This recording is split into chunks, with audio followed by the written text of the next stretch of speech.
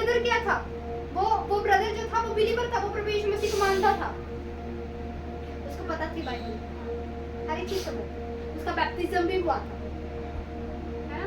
पर ये दोनों का ऐसे हुआ कि जो उसकी वाइफ थी, मतलब वो पता नहीं लगा परमेश्वर के बारे में, वो लड़की को पता नहीं लगा, और उसके बाद में मतलब ये दोनों का प्रेम, मतलब जो बोलते हैं ना मिलन हो गया, प्रेम। और जब वो होने के बाद जो उनकी वाइफ थी वो परमेश्वर में आ गई, उसने जैसे क्रिश्चियनिटी में जो मैरिज होती है विश्वासों में, उसने वैसे शादी भी की, उसने परमेश्वर को ग्रहण किया और परमेश्वर को उसने जाना। आदमी मतलब हाफ एन आवर बैठता होगा, पर वो जो वाइफ थी ना वो 3-3 घंटे परमेश्वर के सामने बैठती, 3-3 घंटे बैठती थी, 3-3 घंटे परमेश्वर, 3-3 घंटे। जितना उसका हस्बैंड बाइबल नहीं पढ़ता था उतना वो पढ़ती थी। पर आप मुझे एक बात बताओ, सबसे पहला विश्वासी कौन बना?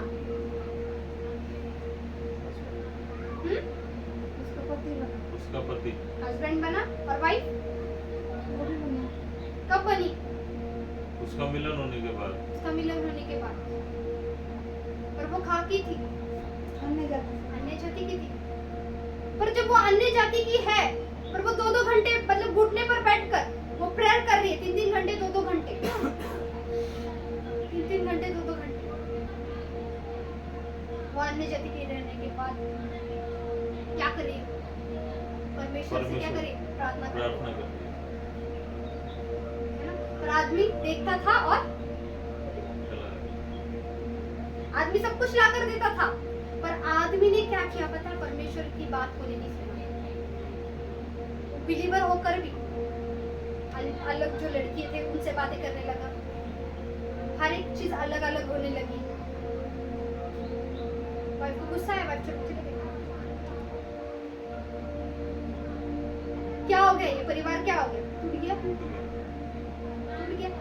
सुनकर दुख लग रहा है या नहीं लग रहा है? जब हमको सुनकर दुख लग रहा है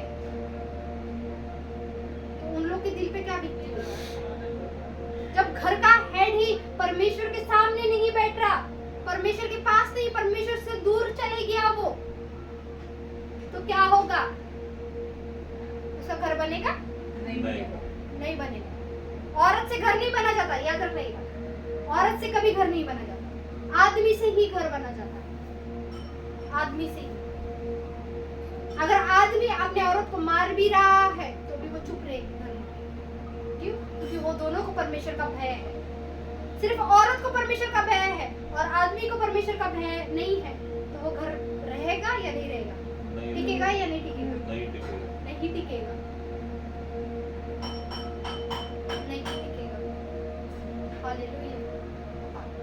हालेलुया। ऐसे ही जब आप लोग हेड होते हो, है ना, हन्ना के हस्बैंड ने क्या किया? दुगना देना स्टार्ट किया, दान देना स्टार्ट किया। इसका मतलब हन्ना के हस्बैंड को क्या था? पता था, वो परमेश्वर से क्लोज था, है ना, वफादार था। इसीलिए हस्बैंड का देख के ही कौन सीख रही थी? हन्ना सीख रही थी। इसके लिए यहाँ पे तो लेन देन के एक एवार आया ना, आया या नहीं आया? आया ना, है ना। इसके लिए हन्ना क्या बोलती है? परमेश्वर तू मेरी कोख को खोल, मैं तुझे अपना बेटा दूंगी। और वो बेटा अब किस काम के लिए इस्तेमाल किया गया हम वो पढ़ेंगे।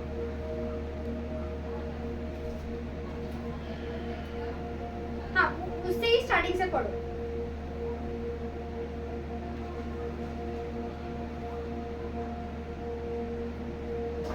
और उसने ये मन्नत मानी, हे सेनाओं के यहोवा, यदि तू अपनी दासी के दुख पर सचमुच दृष्टि करे और मेरी सुधि ले और अपनी दासी को न भूल जाए, तो अपनी दासी को पुत्र दे तो मैं उसके जीवन भर के लिए यहोवा को अर्पण करूंगी और उसके सिर पर छुरा फिरने ना पाएगा।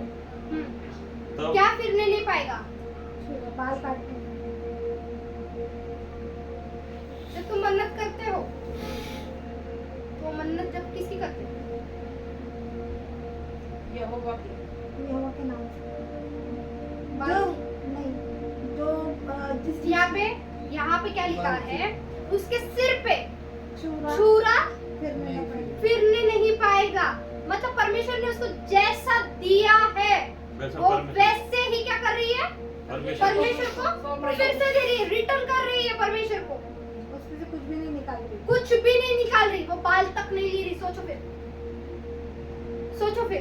पर आज जब बच्चे पैदा होते हैं तो उनके सिर पे क्या करते हैं? टकला करते हैं बच्चे को।